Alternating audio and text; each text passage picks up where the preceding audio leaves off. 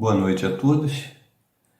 Mais uma vez, nos apresentamos diante de vocês com a honra e alegria de partilhar do projeto ABEBM TV, ano 2022, e nessa noite o tema é Edgar Armon, Vida e a trilogia Exilados da Capela, Almas Afins, Na Cortina do Tempo, 3 das obras desse insigne espírita que deixou um legado de conhecimento, de cultura, de disciplina, de determinação, atendendo ao chamamento do espírito Ismael, que também, por sua vez, atendeu o chamamento do Mestre Jesus. A ideia passa necessariamente pela implantação da doutrina espírita no Brasil. A pátria do Evangelho estará sempre penhoradamente grata a um dos seus mais importantes propagadores dessa doutrina no nosso país, razão não de orgulho, mas de muita alegria por podermos estar neste momento encarnados e aurindo o conhecimento desse grande brasileiro, esse grande espírito que aceitou o encargo e conseguiu cumprir na íntegra, deixando uma marca indelével de amor, de fraternidade, de solidariedade, cumprindo fielmente os desígnios de Deus e seguindo fielmente os exemplos daquilo que Jesus propagou e fez na face da terra, desde que tocou esse orbe no espaço delimitado da Palestina. Que tenhamos essa oportunidade ímpar de prestar nossa singela homenagem, partilhando com todos vocês da ABEBM e das demais casas amigas, para que possamos também, nesta noite, dar por cumprida a tarefa que nos foi determinada. Muito obrigado e vamos em frente. Fazendo então a leitura da página de abertura, da coleção Fonte Viva, o livro Vinha de Luz, por Francisco Cândido Xavier e Emmanuel. A lição número 108 está contida nas páginas 269 a 270 e o título é Operemos em Cristo. E quando fizerdes por palavras ou por obras, fazei tudo em nome do Senhor Jesus, dando por ele graças a Deus Pai. Paulo, na carta aos Colossenses, capítulo 3, versículo 17. À espera de resultados depois de expressões e ações reconhecidamente elevadas, pode provocar enormes prejuízos em nossa romagem para a suprema luz. Enquanto aguardamos manifestações alheias de gratidão ou melhoria, somos suscetíveis de paralisar nossas próprias obrigações, desviando-nos para o terreno escuro da maledicência ou do julgamento precipitado. Quando seja possível, distribuamos o bem entregando nossas atividades ao Cristo, divino doador dos benefícios terrestres. É perigoso estabelecer padrões de reconhecimento para corações alheios, ainda mesmo quando sejam preciosas joias de nosso escrínio espiritual. Em nossa expectação ansiosa por enxergar a soma de nossos gestos nobres, podemos parecer egoístas, ingratos e maldizentes. Copiemos o pomicultor sensato. Preparemos a terra, auxiliando-a e adubando-a. Em seguida, lancemos ao solo sementes e mudas valiosas. O serviço mais importante caberá ao Senhor da vida. Ele cuidará das circunstâncias favoráveis no espaço e no tempo, desenvolvendo-nos a sementeira, ou anular-nos ao serviço por meio de processos naturais, adiando a realização de nossos desejos em virtude de razões que desconhecemos.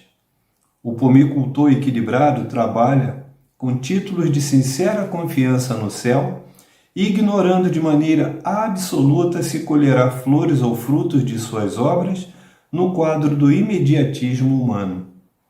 Ampara-se, todavia, na providência divina e trabalha sempre em benefício de todos. Cumpramos assim nossa tarefa, por mais alta ou mais humilde, operando invariavelmente em nome de Jesus. Junto dele, sejam para nós a glória de amar e o prazer de servir. Agradecendo por essa oportunidade de trabalho, Senhor, nos juntamos a todos aqueles, mais conhecidos ou tão anônimos quanto nós, na tua seara, para conduzirmos aquilo que nos foi designado para cumprir.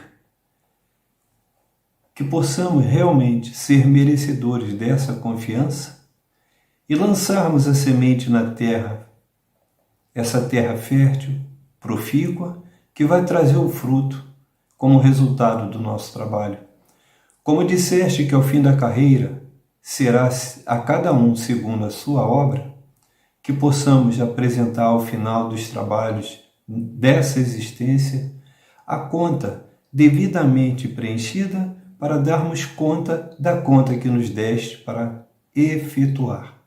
Se conosco, Senhor, agora e para sempre. Graças a Deus. Bom, meus amigos, sabemos que a história humana é pontilhada de conflitos de todas as vertentes, matizes e motivações. Guerras expansionistas, étnicas, religiosas, se contam aos milhares na esteira do tempo, ceifando vidas, modificando paisagens e alterando inclusive as configurações geopolíticas na face do orbe que nos abriga. A luta fratricida por si só é uma barbárie, mas aquela que tem por motivo ou justificativa impor ao seu talante a crença religiosa é sem dúvida a que mais nos distancia das leis de Deus. Um exemplo que vai ficar marcado a história da França é a conhecida Noite de São Bartolomeu. À época, o rei Carlos IX da França, com apenas 22 anos, não tinha plenamente o poder, sendo tutelado por sua mãe, Catarina de Médicis. A França vivia em convulsões religiosas em que o trono real de orientação católica se defrontava com os protestantes em número cada vez maior, seguidores do conhecido João Calvino. Catarina de Médici, supostamente, articulando o casamento para acalmar as hostilidades entre os dois grupos, teria colocado à disposição, vamos dizer assim, a sua filha Margarida de Valois para casar com Henrique III de Navarra, que era o líder dos protestantes. E com isso, poderia haver até a possibilidade de ascender ao trono da França. Então, acorrendo em grande número para a cidade de Paris, os protestantes de todos os cantos da França vieram para assistir à cerimônia propagada aos quatro ventos, mas tornaram-se vítimas indefesas na madrugada de 24 de agosto de 1572, no chamado Massacre da Noite de São Bartolomeu. Então esse foi o episódio mais hediondo entre os dois grandes grupos religiosos da França. Porém, as perseguições já ocorriam em todo o território francês bem antes desse episódio e seguiu muito tempo depois, ceifando vidas, mas obedecendo aos desígnios de Deus, a cada um segundo a sua obra, né? E cumprindo a lei de causa e efeito. Então, esse movimento determinou a fuga de grandes levas de protestantes que se radicaram em outros países. Então, há indícios de que uma das famílias de sobrenome Armon, refugiando-se inicialmente em Amsterdã, na Holanda, chegou depois à Ilha da Madeira. E dali, um ramo dessa família recebendo uma sesmaria, que é um lote de terra, inculto ou abandonado, da coroa portuguesa, estabeleceu-se na região de Juiz de Fora e Barbacena, em Minas Gerais, onde fundaram a fazenda Moinhos. De geração em geração, a família Armon expandiu-se e da união entre Henrique Ferreira de Souza Armon e Leonor Pereira de Souza Armon, veio à luz na cidade de Guaratinguetá, em São Paulo, no dia 14 de junho de 1894, Edgar Pereira Armon, que se tornaria um dos grandes vultos da codificação espírita no Brasil. Ainda em Guaratinguetá, em São Paulo, onde nasceu, por volta de 1910, vencido o curso primário e já no curso secundário, Edgar Armon interessou-se por estudos e pesquisas sobre religiões e filosofias com destaque para os conhecimentos das religiões, doutrinas e filosofias orientais. Em 1912, transferiu-se para São Paulo, e em seguida chegou ao Rio de Janeiro, trabalhando no comércio, mas sem abandonar os seus estudos. Em 1914, ao irromper a Primeira Guerra Mundial, ele voltou a São Paulo e alistou-se na Força Pública daquele estado. A Força Pública foi a antecessora da Polícia Militar. E aí, ingressando naquela força, após a formação na Escola de Oficiais, ascendeu ao cargo de aspirante, casando-se em 1919 com Nancy de Menezes, filha do Marechal de Exército Manuel Félix de Menezes, tendo com esta 4 filhos: Samuel, Miriam, Madalena e Ismael, adotando ainda Edgar Armon Filho e André Luiz, este já desencarnado. Dentro dessa força pública, ele comandou destacamentos em Santos, São João da Boa Vista e Amparo. E já no posto de segundo-tenente, organizou e dirigiu a biblioteca da Força Pública, além de lecionar História, Geografia e Geometria na Escola de Oficiais da mesma corporação. Atuou nos movimentos tenentistas de 1922 e 1924 e, matriculando-se na Escola de Farmácia e Odontologia do Estado de São Paulo em 1923, desdobrou-se junto à tropa de ocupação que se deslocou para as fronteiras com a Argentina e Paraguai até 1925 e logrando êxito em diplomar-se em Farmácia e Odontologia em 1926. Determinação, disciplina, sempre assíduo em todas as vertentes que se dedicou a seguir. Então, na Revolução de 1930 já era capitão e serviu no Estado-Maior e voltou ao magistério na Escola de Oficiais e curso de aperfeiçoamento de oficiais, desta feita lecionando administração e legislação militar. Em 1931, realizou estudos e elaborou o projeto de abertura de uma rodovia entre Paraibuna e São Sebastião, consolidando a aspiração antiga de ligar o Planalto Central e o sul de Minas Gerais ao litoral paulista, hoje reconhecida como Rodovia dos Tamoios. Então, em meio à empreitada, eclode a Revolução Constitucionalista de 1932. Nesse episódio, ele organizou e comandou tropas em várias cidades do estado de São Paulo e, ao fim do conflito, foi nomeado chefe de polícia do estado de São Paulo.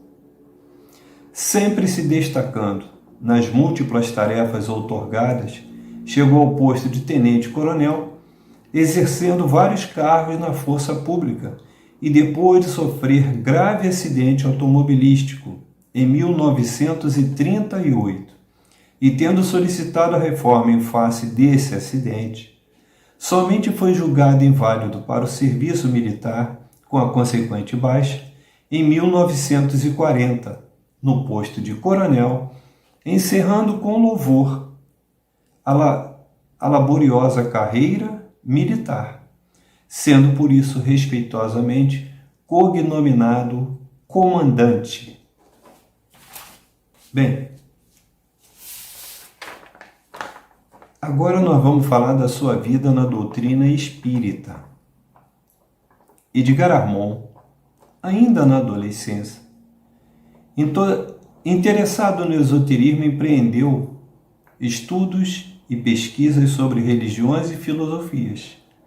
E lá ainda em 1921, quando comandava uma unidade na cidade de Amparo, em São Paulo, recebeu e aceitou um convite para ingressar na maçonaria, onde alcançou o grau de mestre maçom. Regressando a São Paulo, manteve contatos com líderes de várias denominações esoteristas, ocultistas e espiritualistas, tais quais Ginarajadasa, Krum Herler, Krishnamurti, Carmine Mirabelli, esse era famoso médium de efeitos físicos, além de Raul Silva, que vinha a ser sobrinho de Antônio Gonçalves da Silva, mais conhecido como Batuíra.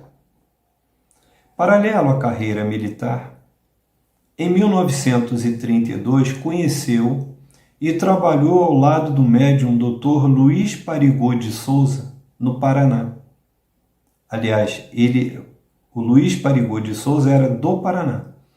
E em 1936, por convite, passou a integrar um grupo de estudos e práticas espiritistas que funcionava na residência de Silvino Canuto de Abreu, outro baluarte da doutrina espírita no Brasil, proeminente pesquisador e incentivador de intercâmbio entre os grupos que detinham afinidade desses estudos. Há sempre um espírito mais iluminado que se torna o agregador desses outros espíritos abnegados em favor de uma causa maior, nesse caso, a doutrina espírita.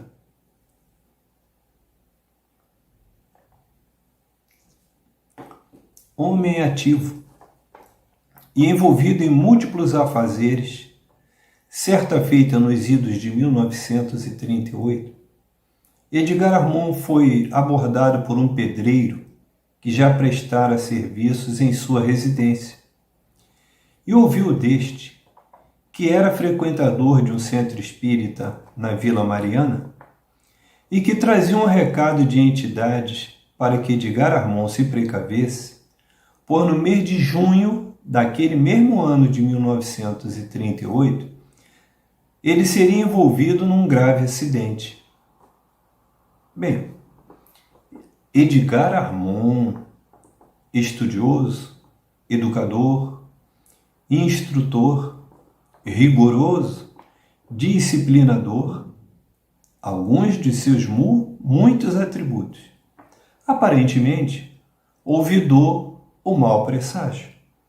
E a 28 de junho de 1938, colidiu violentamente seu automóvel com um caminhão de transporte d'água da prefeitura, resultando na quebradura de 2 joelhos e várias escoriações, além de vários ferimentos no seu filho Ismael Armond, que sempre o acompanhava, quando era possível, o ingresso de menores nas múltiplas funções em que Edgar Armond desenvolvia.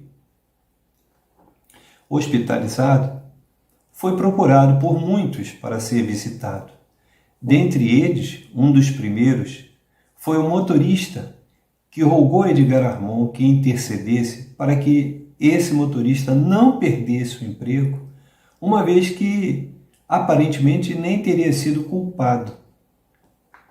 Este, então, adotou o motorista, protegeu o motorista não foi demitido, demonstrando um traço de generosidade, também característico dos grandes espíritos.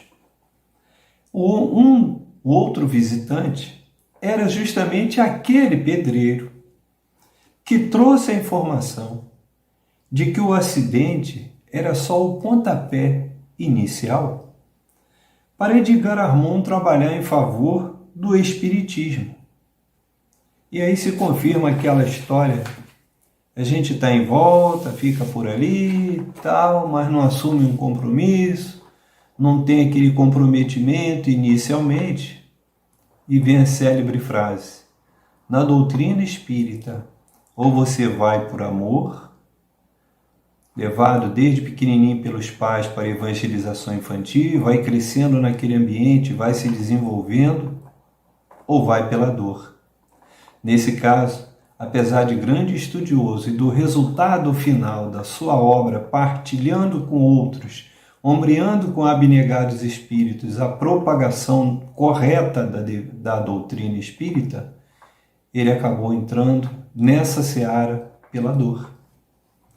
Mas, utilizando a inatividade forçada, causada pelo acidente, usou essa inatividade para se aprofundar nos estudos da doutrina e já auxiliava inclusive os amigos a elaborar palestras e conferências.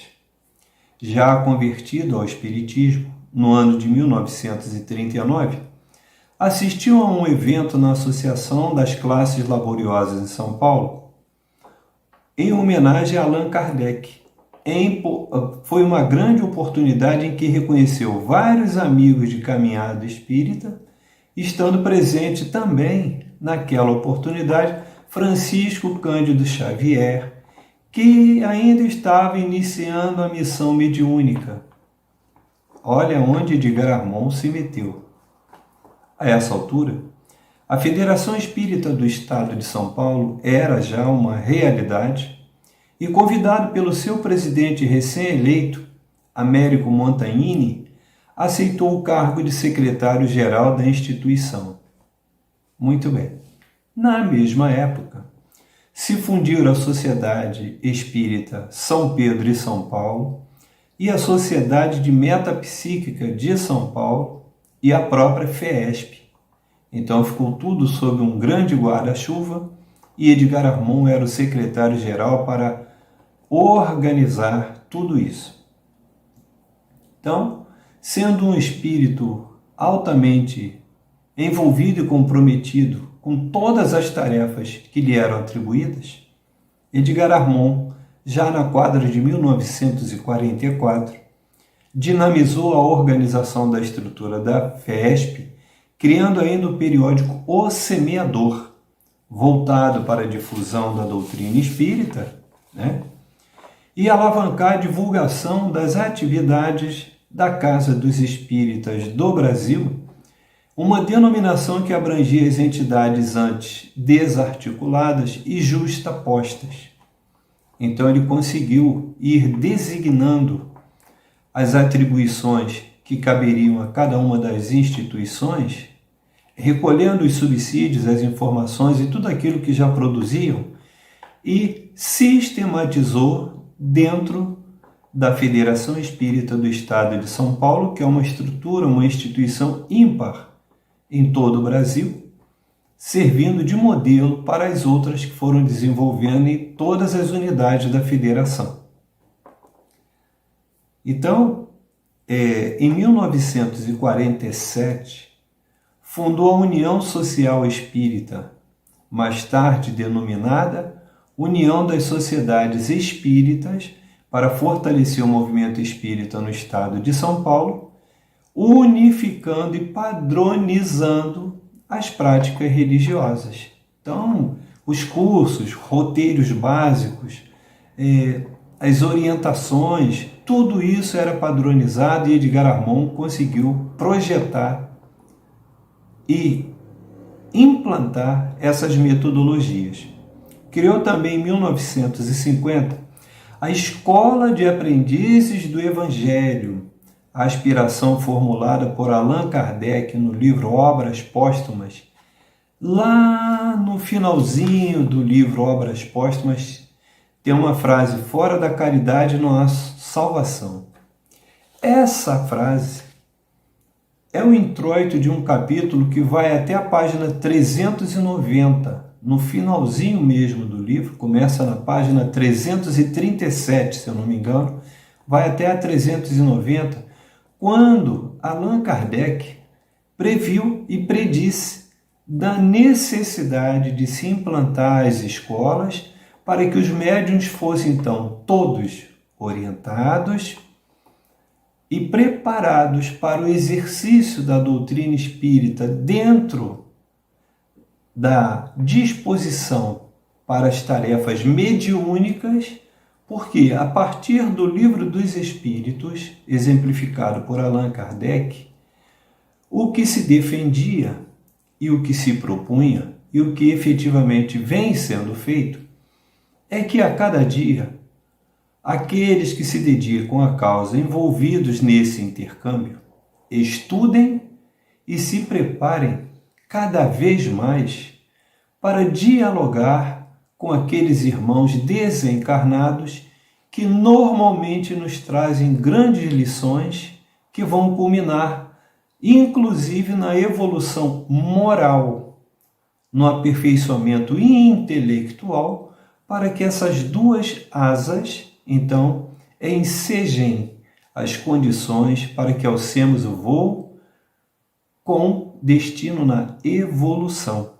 Porque a perfeição propagada por Jesus e aquela esperada por Deus, quando incutiu em nossa consciência no ato da nossa criação as leis eternas, perfeitas, justas e imutáveis, Deus espera que nós cheguemos à perfeição que já está em nossa consciência. Mas a cada vez que reencarnamos, nos escondendo atrás do véu do esquecimento, olvidamos esses ensinamentos. E às vezes, vamos pelo amor levado pelos nossos pais ou pela dor levado pelos nossos ais. É assim que funciona. Temos que ir. Então, ele, por volta de 1967, Edgar Armon, em face de doença, pediu o afastamento da FESP, sem deixar de colaborar na publicidade, então, daquela instituição e também na organização de centros espíritas dentro e fora do país. Então, por mais ou menos 29 anos, ele se dedicou integralmente, sem esquecer da família, se dedicou à causa espírita, compondo esse legado que vamos falar mais adiante. Sem se deixar abater, pelo quadro clínico que se agravava, fundou em 1973 a Aliança Espírita Evangélica e, a partir de 1980,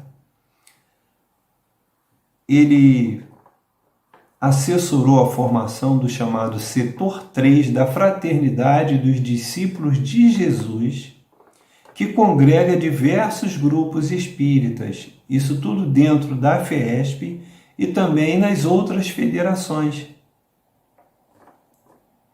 Então, com a verve de escritor, deixa dentre tantos títulos 3 pelos quais é muito conhecido.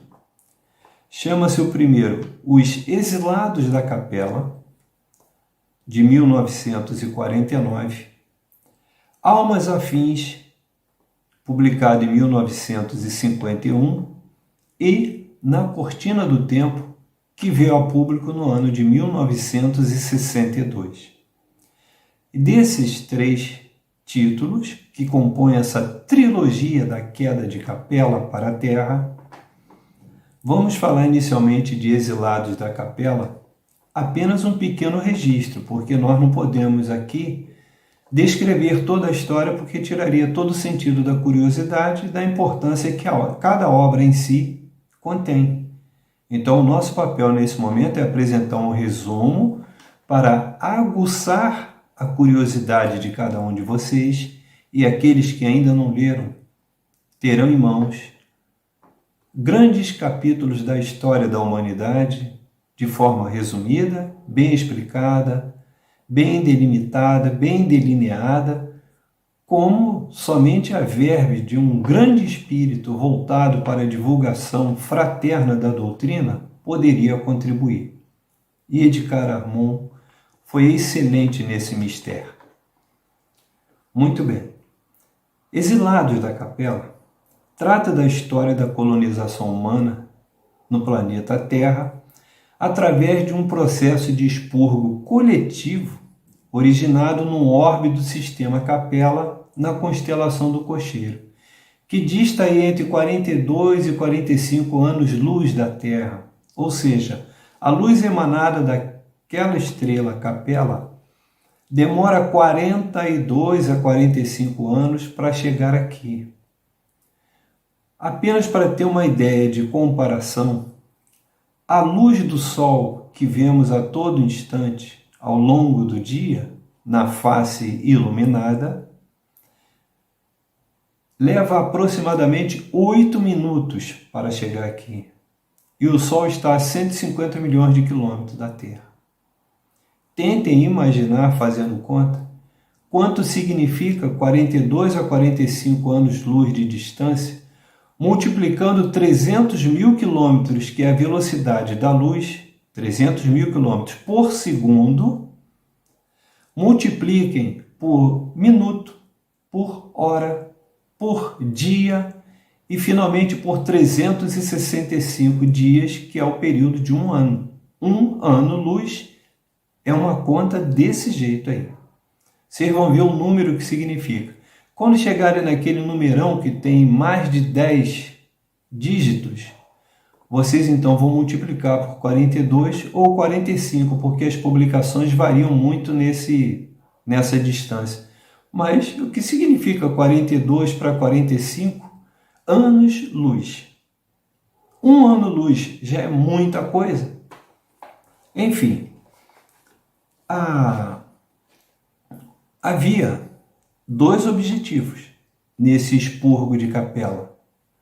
O primeiro era expurgar os espíritos recalcitrantes nos vícios que entravavam a progressão daquele orbe, que ainda era à época um mundo de provas e expiações e passaria por um processo de depuração para alcançar o grau de mundo de regeneração. Então, era impostergável a permanência de tais espíritos naquele sistema e que, ao mesmo tempo, o segundo objetivo era uma forma de justificar uma nova oportunidade de crescimento moral, porque já detinham uma grande capacidade intelectual, e utilizariam então esses conhecimentos intelectuais bem elevados, bem desenvolvidos, para alavancar a humanidade da Terra, que recém saíra da categoria de mundo primitivo. Bem, esse livro, Exilados da Capella, descreve aspectos gerais da constelação do Cocheiro e do sistema Capella. Adentra ainda a vertente das revelações espíritas e sua interligação com a ciência.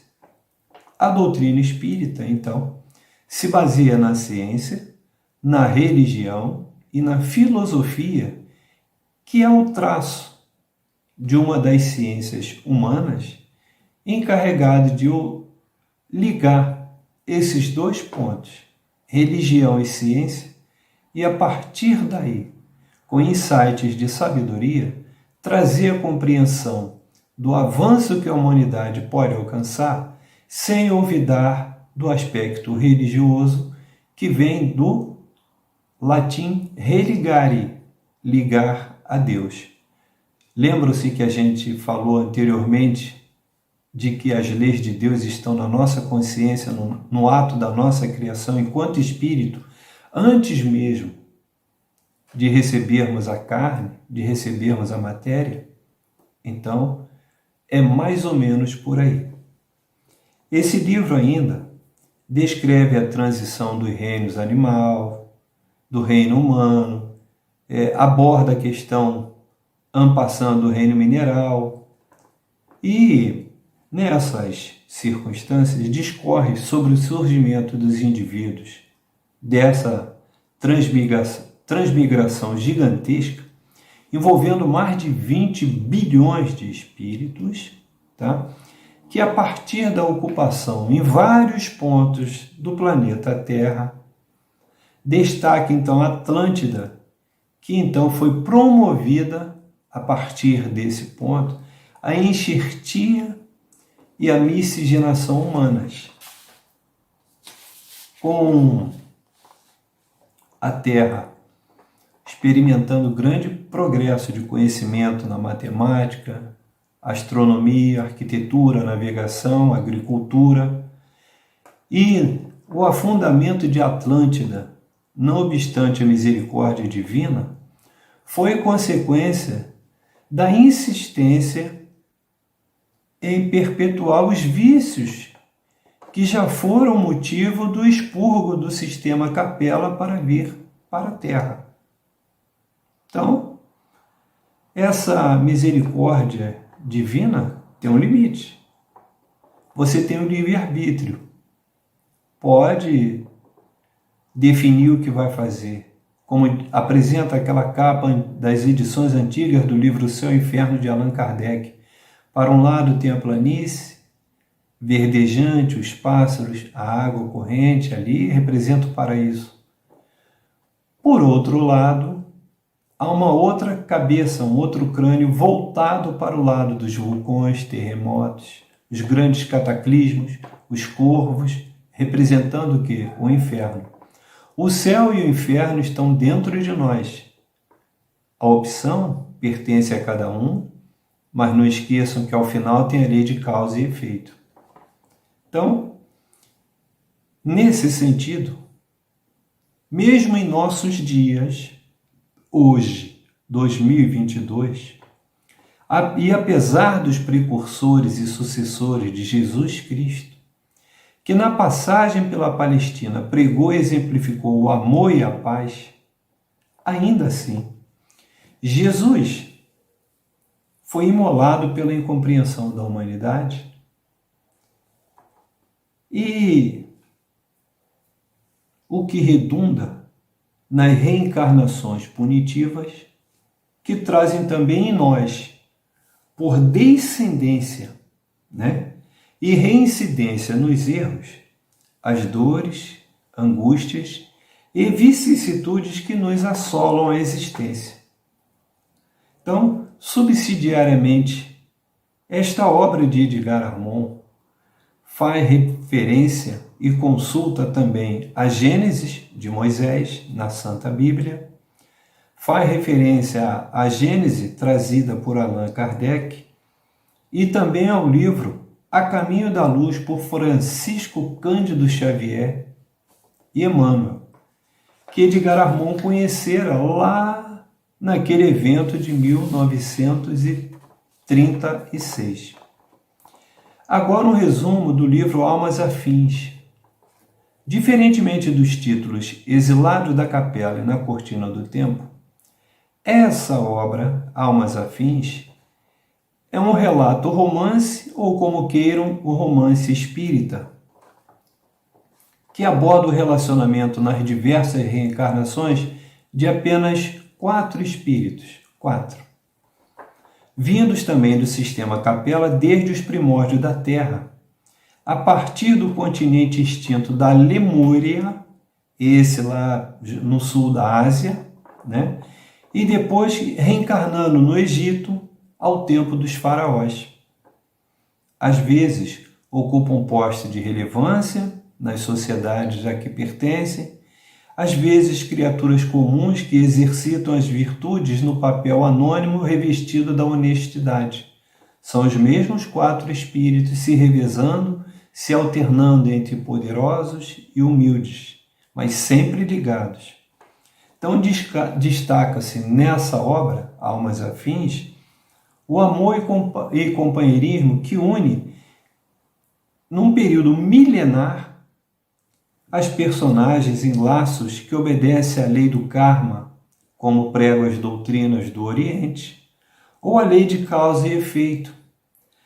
Essa associada, inclusive, àquelas famosas 7 leis herméticas de Hermes Trismegisto, surgido na face da Terra mais ou menos 1.700 anos antes do Cristo, lá na cidade de Alexandria, também no Egito. Então, isso é apenas especulação, porque não há grandes registros de Hermes Trismegisto.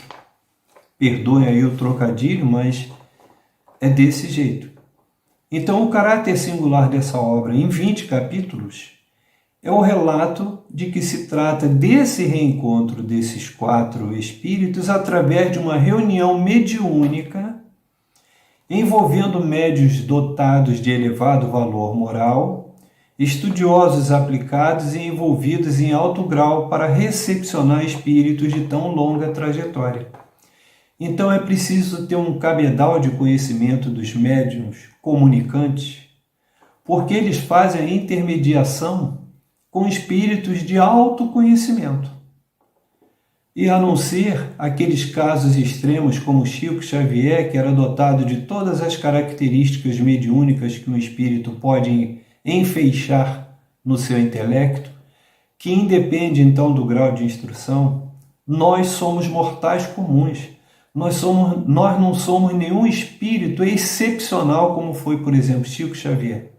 Então nós precisamos estudar para termos o mínimo de discernimento até de compreender e bem interpretar aquilo que os espíritos comunicantes trazem para os demais. Então, o objetivo de fazer a Terra evoluir envolve estudar. Não podemos olvidar essa parte. Quando se fala da capacidade intelectual somada à capacidade moral, não quer dizer que aquilo que nós já amealhamos de conhecimento é exatamente aquilo que precisa para representar a evolução intelectual. Nós estamos muito abaixo daquilo que é propagado, se eu não me engano, na questão 780 do Livro dos Espíritos. Somente quando essas 2 asas estiverem equilibradas é que poderemos alçar o voo no rumo da perfeição. Não nos iludamos achando que aquilo que já estudamos até ontem já é o suficiente. Hoje já está ultrapassado o que aprendemos e temos que aurir novos conhecimentos e agradecer a misericórdia de Deus que nos traz periodicamente espíritos como Edgar Armond para reencarnar e aí sim definir, orientar, e nós temos sempre que absorver e aurir o conhecimento desses espíritos, porque são oportunidades que temos de crescimento. Senão ficaremos estagnados. Nem a elevação moral, posto que a gente está se reencarnando uma vez atrás da outra, e sabe-se lá quantas mais serão necessárias, e vamos estagnar também no aspecto intelectual, achando que aquilo que aprendemos até ontem já é o suficiente e nos dá o galardão. Bem, prosseguindo, evidencia-se nessa obra Almas Afins o entrelace e o congraçamento desses espíritos determinados na superação e solução dos problemas comuns ao grupo no correr dos milênios, em flagrante lição sobre a necessidade de se amortizar os débitos contraídos, consequência natural do exercício do livre-arbítrio. Então, seremos sempre anjos de uma asa só e necessitados do amparo mútuo para a necessária ascensão, sem olvidar do precioso intercâmbio entre espíritos encarnados e desencarnados, como eu acabara de falar, considerando-se inclusive o apontado na questão 459 do Livro dos Espíritos, o que nos obriga a observar regras da boa conduta moral no cotidiano de nossas vidas, porque o aprimoramento intelectual vem a partir do estudo que os nossos pais, primeiro responsável, Esse casal, primeiro responsável pela nossa instrução, porque é dentro de casa que se aprende, que vai transmitir a todos nós, enquanto indefesos e dependentes dessa orientação, dessa proteção, os primeiros exemplos do que significa respeitar a Deus, adorar a Deus e cumprir aquilo que Deus espera de nós.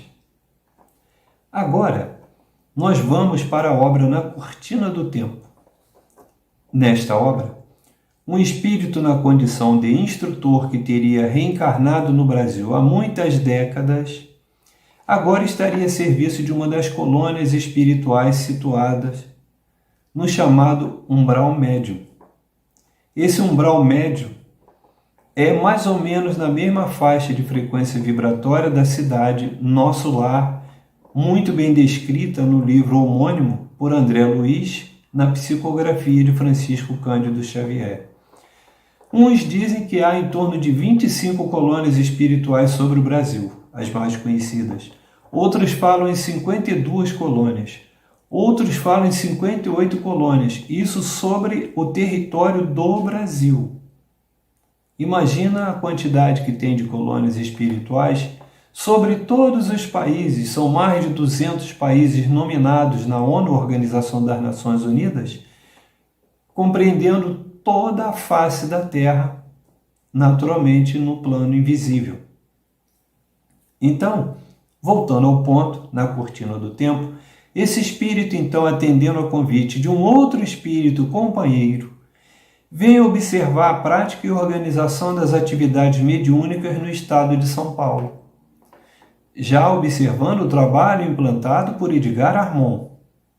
Com as informações colhidas, acrescenta-se-lhes novos dados e oferta-os com o objetivo de materializar a presente edição desse livro. É narrado em primeira pessoa e contempla o encontro emocionante de velhos companheiros desencarnados na chamada Casa de Bezerra ou Casa de Ismael, na cidade de São Paulo.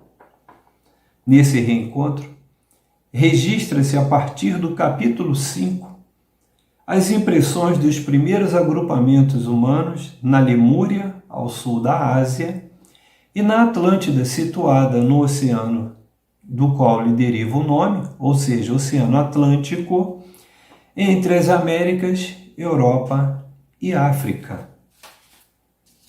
Nessa assertiva, vai mostrando a ausência da religiosidade entre os lemurianos, enquanto os atlantes já rendiam cultos ao Sol e aos astros, todos vistos por nós nas noites sem lua cheia e nas noites em que falta energia elétrica, nós que convivemos aí arduamente nos perímetros urbanos da vida. E, embora os atlantes daquela época fossem politeístas, eles também rendiam homenagens a um Deus único. E, a partir daí, desenrola-se por mais 9 capítulos, até o total de 14, destacando o desaparecimento no fundo dos oceanos dessas gigantescas porções de terra, de onde parte significativa de habitantes, não obstante todos os perigos resultantes de colossais cataclismos, conseguem sobreviver e completar as imigrações para outros continentes e recomeçar a tarefa de miscigenação e perpetuação da raça humana, adaptando-se gradativamente ao ambiente ainda difícil do orbe que os acolheu.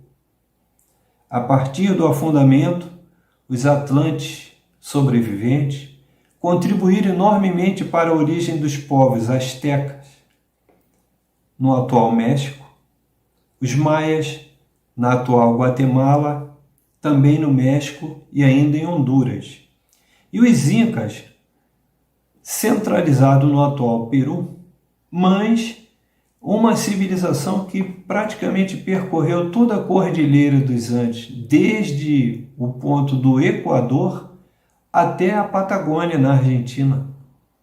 Eles eram uma civilização poderosíssima e quando se fala desse desaparecimento repentino, ficando apenas aquelas ruínas famosas, por exemplo, de Machu Picchu, e tem muito mais perdido pelas florestas,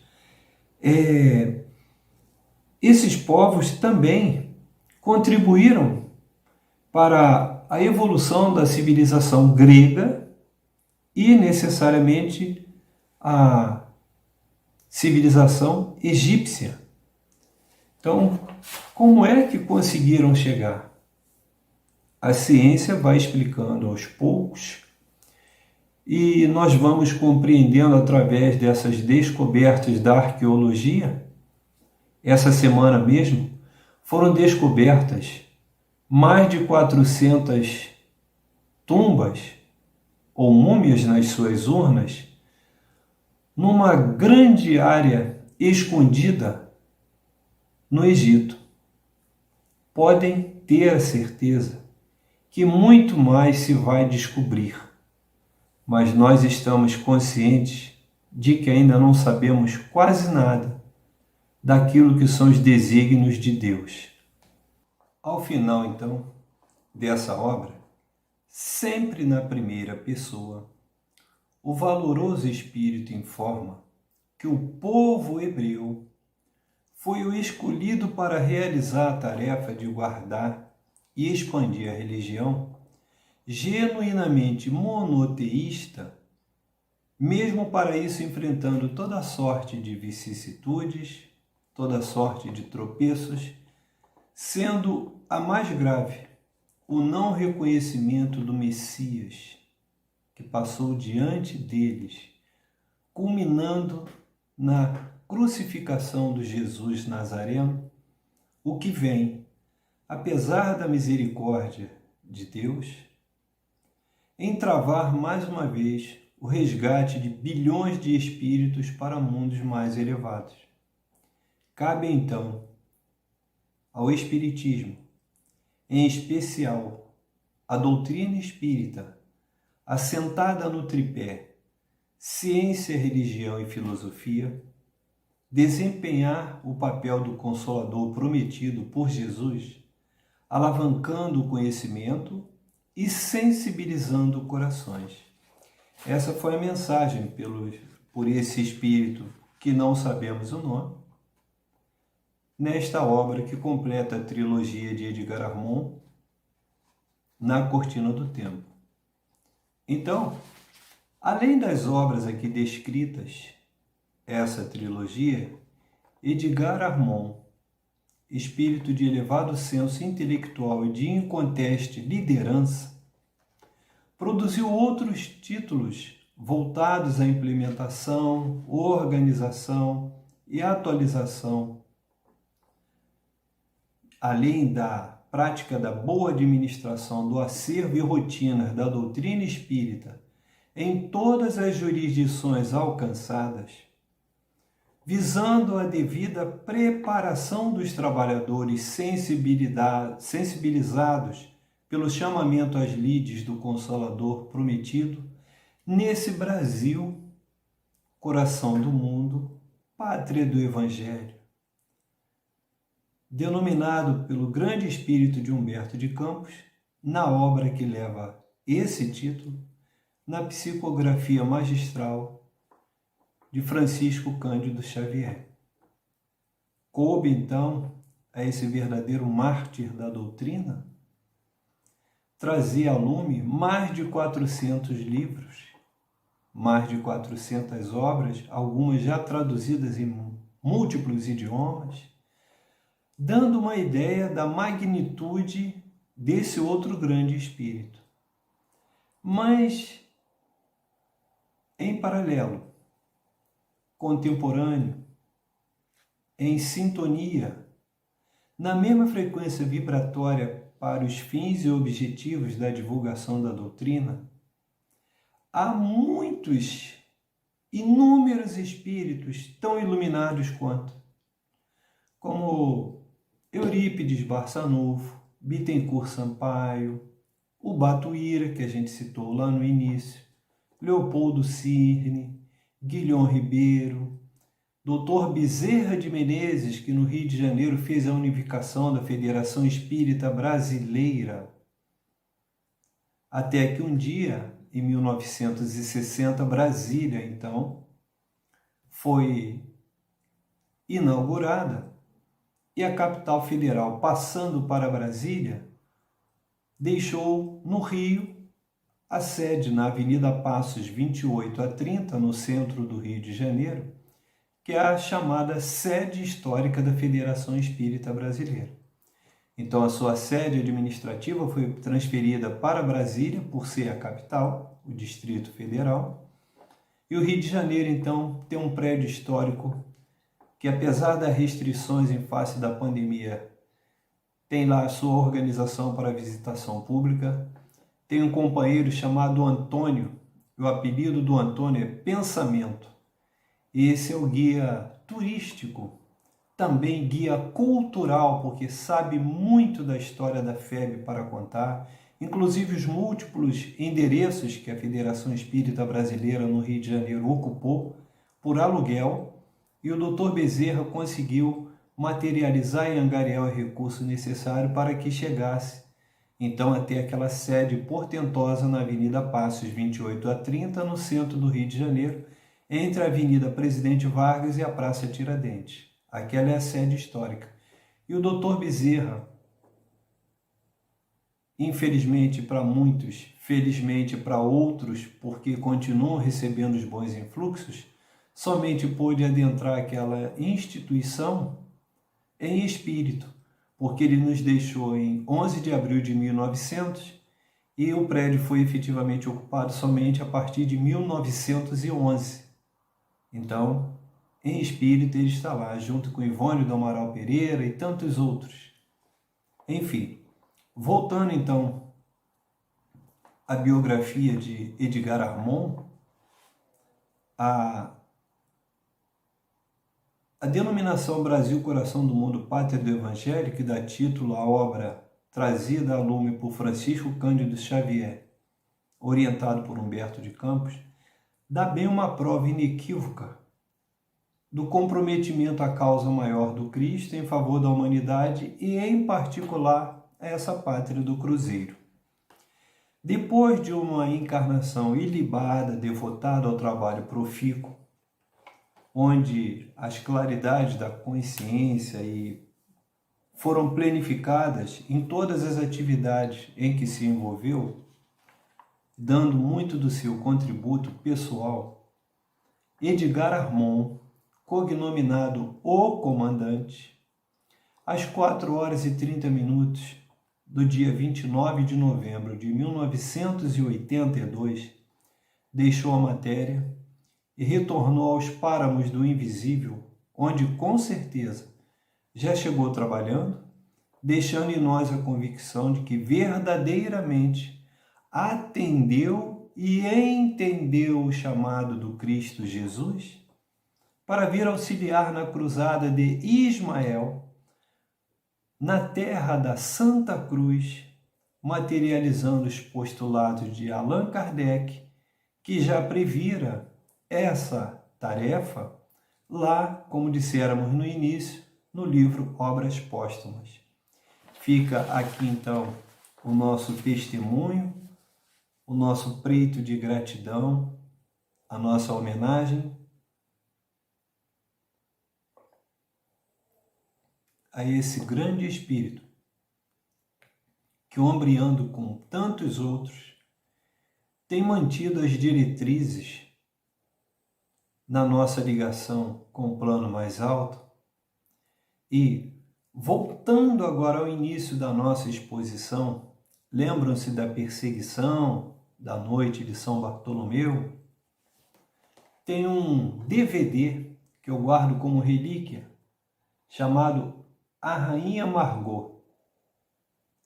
Conta exatamente os distúrbios, os transtornos da intolerância religiosa naquela noite de 24 de agosto de 1572. O nosso trabalho se baseou numa pesquisa, eu tive que correr atrás e adquirir um livro. O autor é Edelso da Silva Júnior, que conta a biografia de Edgar Armand e traz assim como subtítulo: Edgar Armand e o Espiritismo em época de Revolução. No tempo do comandante, são mais de 500 páginas que a gente teve que, na exiguidade do prazo, pesquisar. Os livros da trilogia da qual faláramos há pouco, Exilados da Capela, que é o primeiro, depois veio Almas Afins e, finalmente, Na Cortina do Tempo. Para vocês terem uma ideia da importância da figura de Edgar Armond, eu, quando ingressei na doutrina espírita, fui conduzido, orientado dentro da casa que me acolheu em primeiro plano, para fazer um curso de dirigentes e monitores de desenvolvimento prático mediúnico. Essa aqui é uma edição de 2004. E, acreditem, há aqui orientações de Edgar Armond, que organizou o início da Federação Espírita do Estado de São Paulo. Essa obra, inclusive, é de uma grande colaboradora, chama-se Silvia Cristina Star de Carvalho Puglia. Ela elaborou essa edição. É claro que há outras, estamos em 2022, mas a semente foi plantada por Edgar Armond. A doutrina foi arregimentada, consolidada e juntada, vamos dizer assim, por Adolfo Bezerra de Menezes, à frente da Federação Espírita Brasileira, à época no Rio de Janeiro. Há também a contribuição de José Herculano Pires e tantos outros abnegados, conhecidos ou anônimos, que continuam, mesmo do plano espiritual, a contribuir para que nós tenhamos a felicidade da ascensão intelectual e moral que vai nos guindar ao plano da perfeição, justamente nessa época em que o planeta Terra se candidata a se transformar num planeta de regeneração. Esses e muitos outros espíritos abnegados são conhecidos de Jesus. Esses espíritos não têm 5, 10, 15 mil anos, como a grande maioria, ou mais. Esses espíritos são conhecidos de Jesus até onde se conhece, onde se sabe, desde a constelação onde está situada a estrela Sírius, de onde vieram Mãe Santíssima, Ana e Joaquim, Zacarias e Isabel, João Batista, personagem José, o carpinteiro de Nazaré. Então, esse processo retratado, que é o expurgo de Capela para o sistema solar, consequentemente a Terra e muito provavelmente outros planetas, outros orbes, não foi o início da nossa saga, não foi o início da nossa trajetória.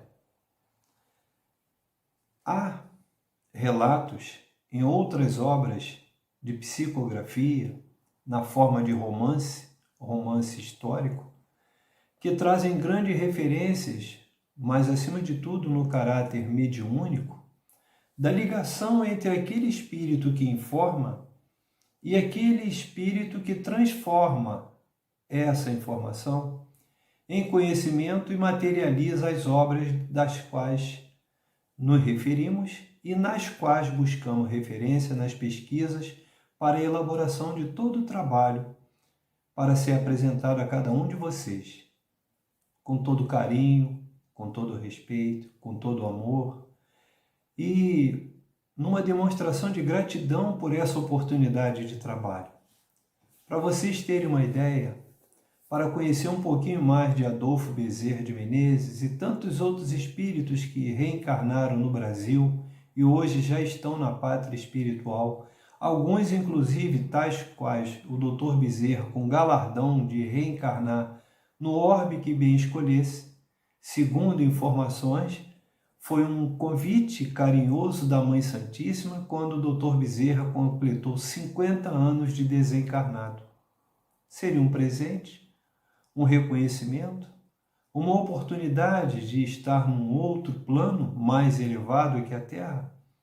E ele, delicadamente, respeitosamente, humildemente, rogou à Mãe Santíssima que, se fosse permitido atender ao pedido, ele então formulava aquele preito para ser autorizado a continuar na Terra enquanto houvesse uma lágrima vertendo de um irmãozinho encarnado nesse orbe. Então, do plano em que ele está, ele socorre encarnados e desencarnados. Mas a história, pelas obras que eu vou mostrar agora, voltam a 40, 50 mil anos passados. E Jesus, que partilhou com outros artífices do planejamento e da criação desse orbe desde que foi cuspido pelo Sol para se transformar nesse planeta, como todos os outros do sistema solar, Jesus é um dos arquitetos, sob os auspícios desse Pai poderoso, maravilhoso, chamado Deus. Vejam bem, Exilados por Amor, na psicografia de Sandra Carneiro pelo espírito Lúcius, conta parte da história. Jornada dos Anjos, trazido também pela mesma autora, em psicografia pelo espírito Lúcius. E quando tiverem oportunidade, esse mesmo Bezerra de Menezes está em O 13º Apóstolo, por Jorge Damas Martins. Quando quiserem saber um pouco mais da doutrina espírita através de romances mediúnicos ou livros históricos, romances históricos, Recordações da Mediunidade por Ivone do Amaral Pereira. Então, todas essas obras trazidas por abnegadas mãos encarnadas e desencarnadas, obedeceram ao ritual de redação, de respeito aos fatos na cronologia da história.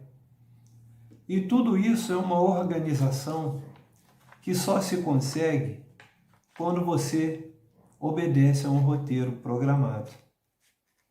E esse roteiro programado, dentro do plano de divulgação da doutrina espírita em nosso país, passa necessariamente por seguirmos à risca as orientações emanadas por esse espírito singular chamado Edgar Armand. Então, fica o nosso reconhecimento, a nossa homenagem, e aproxima-se o dia 14 de junho de 2022.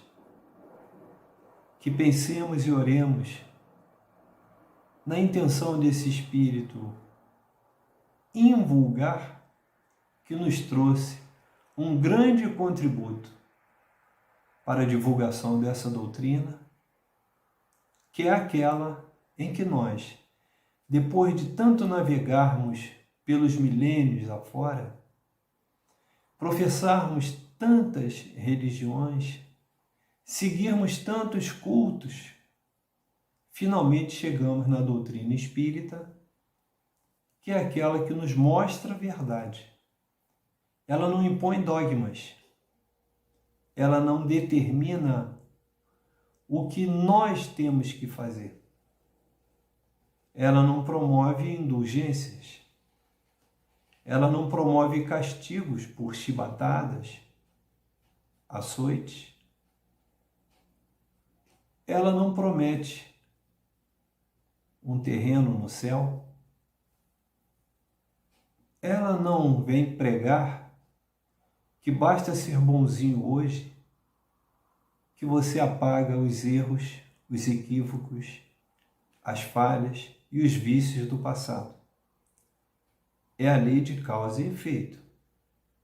A doutrina espírita apenas vem mostrar aquela verdade como se fora um espelho, onde nós enxergamos a nós mesmos e vemos em nós próprios os algozes de quem nos queixamos.